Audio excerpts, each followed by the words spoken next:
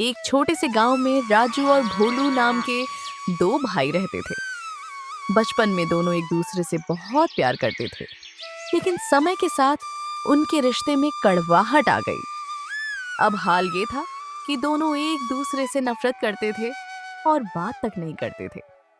शादी के बाद दोनों अपनी अपनी पत्नियों के साथ अलग अलग घरों में रहने लगे।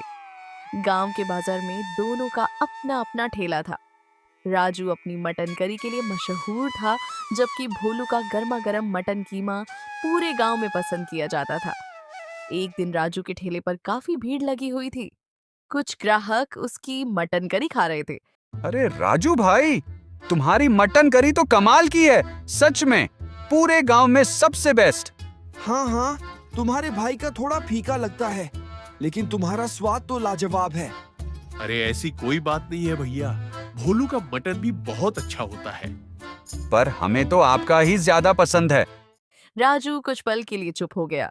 उसके मन में बचपन की यादें ताजा हो गईं, जब उनके पिता दोनों को मटन बनाना सिखाते थे। उधर दूसरी तरफ भोलू के ठेले पर भी उतनी ही भीड़ थी। भोलू भाई, तुम्हारा मटन कीमा इतना स्वादिष्ट कैसे बनता है? क्या राज है इसमें? कुछ खास नहीं भैया, बस अच्छे किस्म का मसाला इस्तेमाल करता हूँ और प्यार से बनाता हूँ। सच में तुम्हारा कीमा तो मुंह में जाते ही घुल जाता है। दोनों भाई अपने अपने काम में माहिर थे। राजू की मटन करी सबसे स्वादिष्ट थी, जबकि भोलू का गर्मा गर्म मटन कीमा पूरे गांव में पसंद किया जाता था। भोलू रोज की तरह बाजार में मटन लेने गया। दुकानदार ने गंभीर आवाज में कहा, अरे भोलू बाबू, अब से मटन के दाम बढ़ गए हैं, तुम्हें अब दुगना पैसा देना पड़ेगा। क्या कह रहे हो भैया, दुगना? इतना ज्यादा क्यों बढ़ा दिया? अरे बाहर से जो बकरा आता था वो अब कम हो गया है, इसलिए दाम बढ़ गया है। इतने में वहां राजू भी आ गया। उसने भोलू को नजरअंदाज करते हुए कहा, अरे भैया, जल्दी से 10 किलो मटन पैक कर दो। मटन तो मिल जाएगा राजू बाबू, लेकिन आज से उसके दाम दुगने हो गया है। अरे भैया, ये क्या मजाक है? पहले ही इतना महंगा था, अब और बढ़ा दिया। लेना है तो लो, नहीं तो किसी और दुकान से ले लो। दोनों ने मजबूरी में महंगे दाम पर मटन खरीदा और अपने अपने घर लौट गए। घर पहुंचते ही राजू ने अपनी पत्नी से कहा, मटन के दाम बहुत बढ़ गए हैं, अब हमें भी थाली के दाम बढ़ाने पड़ेंगे। ठीक है जी, अब कर भी क्या सकते हैं। उसकी पत्नी ने जवाब दिया।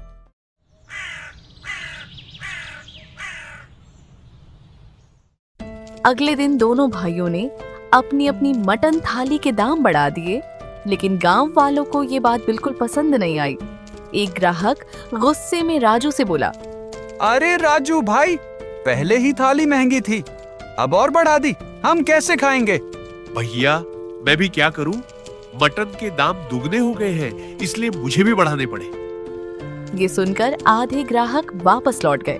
सिर्फ कुछ ही लोग वहां रुके। उधर भोलू के ठेले पर हालत और भी खराब थी। उसने दाम कुछ ज्यादा ही बढ़ा दिए थे, इसीलिए एक भी ग्राहक नहीं आया। शाम को वो उदास होकर घर लौटा और अपनी पत्नी से बोला, हमें किसी भी तरह सस्ता मटन लाना पड़ेगा, नहीं तो हमारा ठेला बंद हो जाएगा। तुम चिंता मत करो, मेरा एक दोस्त शहर में है, मैं उससे बात करता हूँ, शायद कोई रास्ता निकल आए। इतना कहकर भोलू अगले ही दिन शहर के लिए निकल पड़ा। 2 दिन जैसे तैसे गुजर गए। तीसरे दिन सुबह सुबह राजू फिर से बाजार निकला, इस उम्मीद में कि शायद कहीं ना कहीं मटन मिल जाए। वह एक दुकान से दूसरी दुकान दौड़ता रहा, लेकिन मटन कहीं भी नहीं मिला। थका हारा और उदास होकर वह घर लौट आया। उसकी पत्नी ने उसे देखते ही पूछा, अरे आप तो मटन लेने गए थे, क्या हुआ? अरे सारी दुकानें छान मारी, लेकिन कहीं भी मटन नहीं मिला। क्या? पर क्यों? मटन कैसे नहीं है दुकानों पर? जो बड़ी मंडी से मटन आता था वही बंद हो गई है, इसलिए अब बाजार में मटन मिलना ही बंद हो गया है। अब हम क्या करेंगे? हमें कोई दूसरा रास्ता ढूंढना पड़ेगा, वरना हमारा धंधा बंद हो जाएगा। उधर दूसरी तरफ भोलू के ठेले पर आज पहले से भी ज्यादा भीड़ थी। लोग लाइन लगाकर उसके यहाँ खाना खा रहे थे। एक ग्राहक खाते खाते बोला, अरे भोलू भाई, मटन के दाम तो बढ़ा देते ना, फिर भी तुम इतना सस्ता कैसे बेच रहे हो? अरे भैया, दाम की बात छोड़ो, अब तो बाजार में मटन मिलना ही बंद हो गया है। तभी दूसरा ग्राहक हैरानी से बोला, तो फिर तुम ये सस्ता मटन कहाँ से ला रहे हो? ये मटन हमने खुद घर पर बकरे पालकर उन्हें काटकर तैयार किया है, इसीलिए सस्ता पड़ता है। भोलू ने कहा। वाह भोलू भाई, तुम तो बहुत होशियार निकले। सब लोग उसकी तारीफ करने लगे। भोलू के चेहरे पर जीत की मुस्कान थी, लेकिन सच्चाई कुछ और ही थी। गांव का एक आदमी जल्दी जल्दी चलता हुआ राजू के पास पहुंचा और उत्साह में बोला, अरे भैया राजू, भोलू तो कह रहा है कि वो खुद बकरे पालकर उन्हें काट कर बेच रहा है, वो भी बहुत सस्ते में। यह हो ही नहीं सकता। घर पर बकरे पालकर इतना सस्ता मटन बेचना मुमकिन ही नहीं है। इसमें बहुत पैसा और समय लगता है। तो फिर भोलू इतना सस्ता कैसे बेच रहा है? इसका पता तो उसके मटन कीमे को देखकर ही चलेगा। फिर राजू ने एक योजना बनाई। तुम ऐसा करो, उसके ठेले से एक प्लेट मटन कीमा पैक करवा लाओ। कुछ देर बाद वो आदमी खाना लेकर आ गया। राजू और वह आदमी एक पेड़ के नीचे बैठ गए। राजू ने ध्यान से मटन के टुकड़ों को देखा। देखने में तो बिल्कुल असली मटन लग रहा है, लेकिन ये इतना सस्ता कैसे हो सकता है? और स्वाद भी एकदम असली जैसा है। कुछ ना कुछ तो गड़बड़ है। ये बात मुझे हजम नहीं हो रही है। उधर भोलू अपने घर में अपनी पत्नी के साथ नकली मटन बना रहा था। देखा, मेरे शहर वाले दोस्त ने कितना जबरदस्त आइडिया दिया है नकली मटन बनाने का। सबको लगता है कि हम बकरे पालकर काट रहे हैं। हाँ जी, अगर आप उस दिन शहर नहीं जाते तो हमें भी राजू की तरह ठेला बंद करना पड़ता। अब देखना हमारा धंधा कैसे चमकेगा। पर ये सही है ना? कहीं कोई परेशानी तो नहीं होगी? अरे कुछ नहीं होगा, लोग स्वाद देखते हैं, असली नकली नहीं। चलो, सामान खत्म हो गया है, मैं शहर जाकर और लेकर आता हूँ चुपके से। ठीक है, जल्दी आ जाना। इतना कहकर भोलू शहर के लिए निकल पड़ा। उधर राजू के मन में शक और गहरा हो गया था। अब सच का पता लगा कर ही रहूंगा। राजू पेड़ के नीचे बैठे बैठे सोच ही रहा था कि अचानक उसकी नजर दूर जाते हुए एक आदमी पर पड़ी। अरे ये तो भोलू है। ये ऐसे चुप चुप कर कहाँ जा रहा है? वह धीरे धीरे भोलू के पीछे पीछे चलने लगा। कुछ समय बाद भोलू शहर पहुंच गया और एक गली में जाकर अपने दोस्त से मिला। राजू भी चुपके से पास ही छुपकर सब देखने लगा। भाई, तुम्हारे उस आइडिया से मटन तो बहुत बढ़िया बन रहा है। किसी को जरा सा भी शक नहीं हुआ कि ये नकली है। ये सुनते ही राजू के होश उड़ गए। मुझे पता था ये भोलू जरूर नकली मटन ही बेच रहा है। भाई, थोड़ा और सामान चाहिए था और मटन बनाना है। ठीक है, लेकिन एक बात याद रखना, अगर लोगों ने मटन ज्यादा खा लिया तो वो बीमार भी पड़ सकते हैं। भोलू ने उसकी बात को हल्के में लेते हुए कहा, अरे कुछ नहीं होगा, तुम बस सामान दे दो। उसने एक थैले में नकली मटन बनाने का सामान लिया और गांव की ओर निकल पड़ा। राजू भी तुरंत घर पहुंचा और अपनी पत्नी को सारी बात बता दी। ये तो बहुत खतरनाक है, इससे लोगों की सेहत खराब हो सकती है। तुम चिंता मत करो, मैं अभी मुखिया जी के पास जाकर सब सच बता देता हूँ। राजू तुरंत गांव के मुखिया के पास पहुंचा और पूरी बात बता दी। अरे राजू, क्यों बेवजह उसकी बदनामी कर रहे हो? हमें पता है तुम्हारी उससे दुश्मनी है। नहीं मुखिया जी, मैंने अपनी आंखों से देखा है। भोलू नकली मटन का सामान ले रहा था। मैंने खुद कल उसका मटन कीमा खाया है, बिल्कुल असली जैसा है। तुम जाओ और अपना काम करो।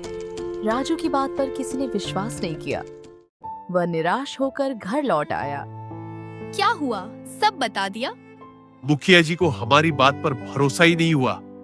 उन्हें लगता है कि हम बेवजह उनकी बदनामी कर रहे हैं। अब हम क्या करेंगे?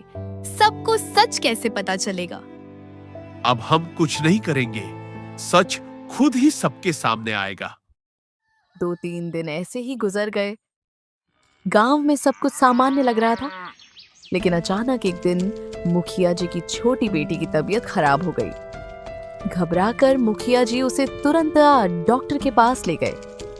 डॉक्टर ने जांच करने के बाद कहा, अरे इसे फूड पॉइजनिंग हुई है। जरूर इसने कोई खराब या मिलावटी खाना खाया होगा। नहीं डॉक्टर साहब, हमने तो इसे घर का ही खाना खिलाया था। तभी उन्हें अचानक याद आया, अरे कल ही तो इसने भोलू के ठेले का मटन कीमा खाया था। मुखिया जी बिना समय गवाए सीधे राजू के पास पहुंचे। राजू, तुम सच कह रहे थे? भोलू सच में नकली मटन बेच रहा है। अब भी देर नहीं हुई है मुखिया जी, हमें फूड इंस्पेक्टर को बुलाना चाहिए, वही सच्चाई सामने ला सकता है। शाम होते होते फूड इंस्पेक्टर गांव आ गया।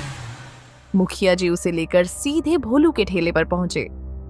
उन्हें देखकर भोलू घबरा गया। मुखिया जी, आप यहाँ?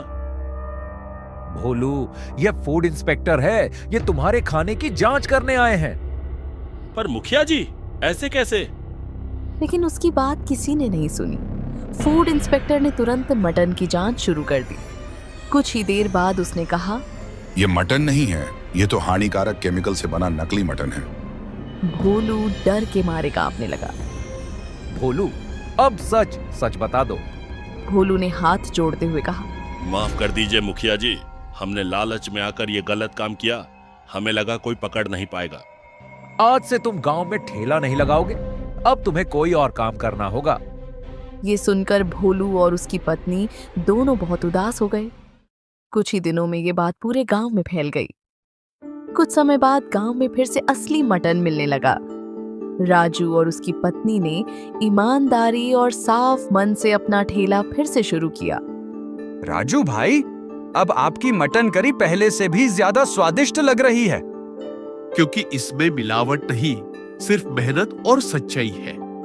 और इसी के साथ गांव में फिर से भरोसा और सच्चाई की जीत हुई।